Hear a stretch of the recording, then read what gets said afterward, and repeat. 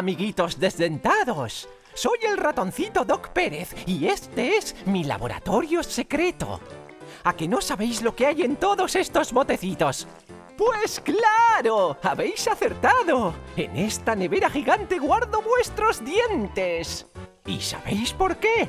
Pues porque los científicos han descubierto que en vuestros dientes de leche se oculta la fórmula mágica para curaros si algún día os ponéis malitos en el futuro. ¡Qué gran descubrimiento!, ¿verdad? ¿Pero cómo llegan vuestros dientes hasta aquí? ¡Muy fácil!